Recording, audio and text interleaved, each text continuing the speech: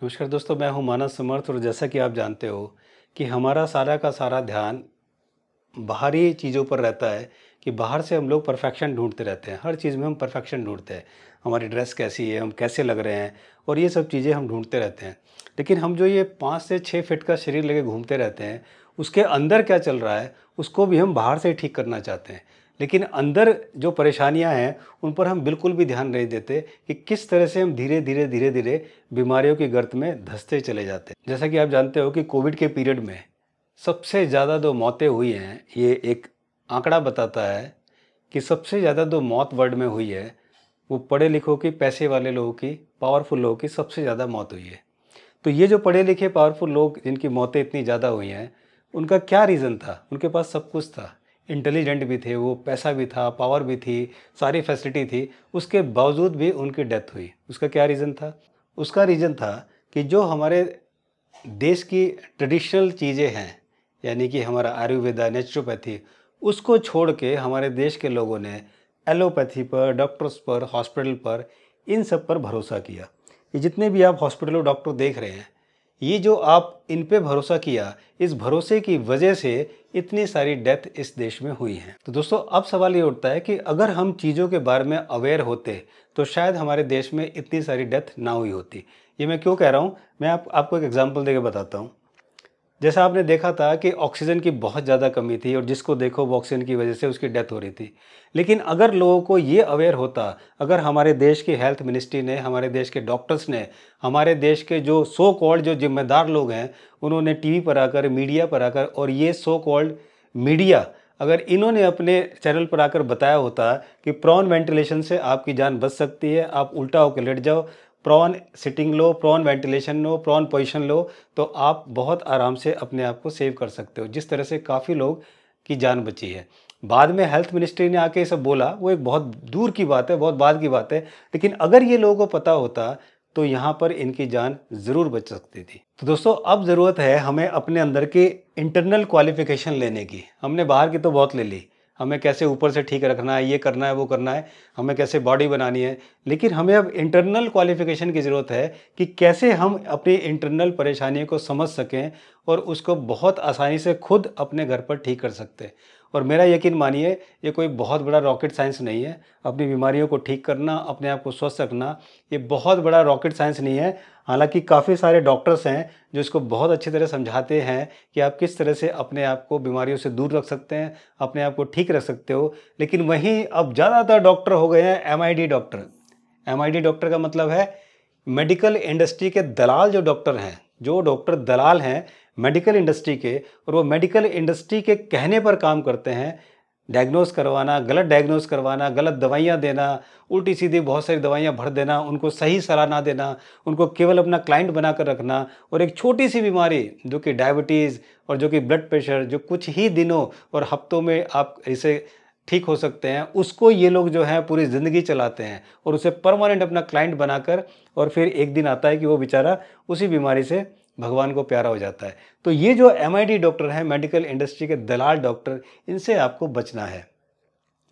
अब जो बचने के लिए जो सबसे बड़ी चीज़ है, जो आजकल देख रहे हो, ये कोविड का माहौल, हर लोग परेशान है। लेकिन इस परेशानी में भी हमारे देश में 1 आध करोड़ लोग तो ऐसे हैं जिन्हें किसी भी बात का कोई डर नहीं है, क्योंकि उन्हें अपने ऊपर और उन्हें अपनी इम्यूनिटी के ऊपर, दोनों के ऊपर पूरा भरोसा है। यानी कि वो अपनी एजुकेशन और अपना डिसिप्लिन, देखिए 2 चीज़ चाहिए। एक चाहिए आपको एजुकेशन, आपको नॉलेज होनी चाहिए, और दूसरा चाहिए डिसिप्लिन।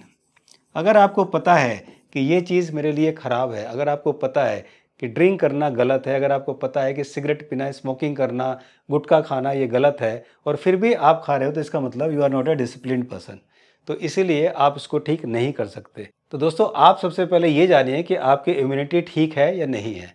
तो इम्यूनिटी ठीक होने के कुछ साइन होते हैं, इम्यूनिटी गलत होने के कुछ साइन होते हैं। तो आज मैं इस वीडियो में आपको बताता हूँ कि इम्यूनिटी के कौन कौन से साइन हैं जिसको आप ध्यान में रखकर अपनी इम्यूनिटी को अच्छा कर सकते हो। तो पहला साइन है कि अगर आपको बार बार सर्दी जुकाम होता है, आपको, आपके फैमिली मेम्बर को, सबको अगर बार बार सर्दी जुकाम होता है, ज़रा सा मौसम चेंज होता है, बड़ी ज़बरदस्त सर्दी जुकाम होता है, थोड़ी सी भी आप इन्फेक्शन होता है, बहुत जल्दी सर्दी जुकाम होता है, तो समझ जाइए कि आपकी इम्यूनिटी वीक है। इसके अलावा अगर आपको साल में 2 से 3 बार आपका गला ख़राब होता है, दर्द होता है, गला बैठ जाता है, तो भी समझिए कि इसका मतलब आपकी इम्यूनिटी अभी वीक है। इसके अलावा अगर आपको, आपकी फैमिली में किसी को भी अगर बार-बार डायरिया होता है या उसको कॉन्स्टिपेशन की प्रॉब्लम है या उसको पेट में इन्फेक्शन होता है, तो समझ जाइए कि इसका मतलब उसकी इम्यूनिटी वीक है और हमें उसकी इम्यूनिटी पे काम करना है। इसके अलावा अगर आपका कोई भी बॉडी पार्ट जल जाता है या कट जाता है, तो वो जला हुआ पार्ट या कटा हुआ पार्ट अगर वो 7 से 10 दिन में ठीक नहीं हो रहा है और बहुत लंबा टाइम ले रहा है, तो भी समझिए कि इसका मतलब आपकी इम्यूनिटी में प्रॉब्लम है और आपको अपनी इम्यूनिटी ठीक करनी है। इसके अलावा अगर आप कैंसर के पेशेंट हैं, तो फिर भी आपकी इम्यूनिटी कमज़ोर होगी। और इसके अलावा अगर आपको लीवर की प्रॉब्लम है, तो भी आपकी इम्यूनिटी वीक होगी। इसके अलावा अगर आपकी किडनी की प्रॉब्लम है, तो भी आपको इम्यूनिटी वीक होगी। इसके अलावा अगर आपको बहुत स्ट्रेस होता है, बहुत जल्दी गुस्सा आता है, तो भी समझिए आपकी इम्यूनिटी वीक है।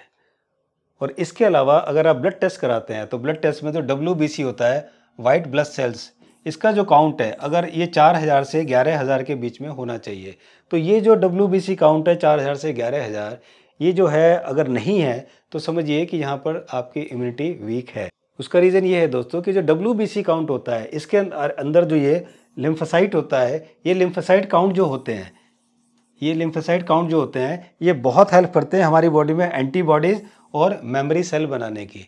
तो ये जो हमारा लिम्फोसाइट काउंट है, ये कम नहीं होना चाहिए। इसके लिए हमारा वो WBC 4000 से 11000 के बीच में काउंट होना चाहिए। तो अगर आपका ये अच्छा है, तो आपके एंटीबॉडीज़ बहुत अच्छी बन रही हैं, तो आपको किसी भी वायरस से, किसी बीमारी से डरने की ज़रूरत नहीं है।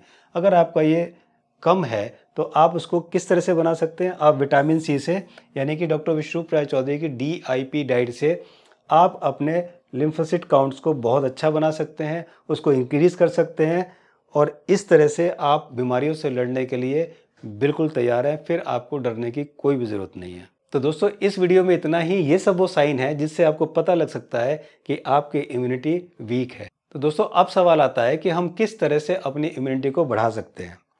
तो जैसा कि आप देख रहे हैं कि हमारी इम्यूनिटी को बूस्ट करने के लिए थोड़ा सा काम आपको करना है और कुछ ही हफ्तों में आप अपनी इम्यूनिटी को बहुत स्ट्रॉन्ग कर सकते हैं, बहुत अच्छा बना सकते हैं, बिना किसी दवाई के और बिना किसी डॉक्टर के, अपने आप घर पर, केवल अपने खाने में, केवल अपने फूड को चेंज करके। तो दोस्तों अपनी इम्यूनिटी को कैसे स्ट्रॉन्ग करें, इस वीडियो का लिंक मैंने नीचे डिस्क्रिप्शन में दे दिया है और आप उसको देखकर कुछ ही हफ्तों में अपनी इम्यूनिटी को बहुत अच्छा कर सकते हो। आपको ये वीडियो कैसी लगी कमेंट्स बॉक्स में ज़रूर लिखें, अपनी राय ज़रूर दें।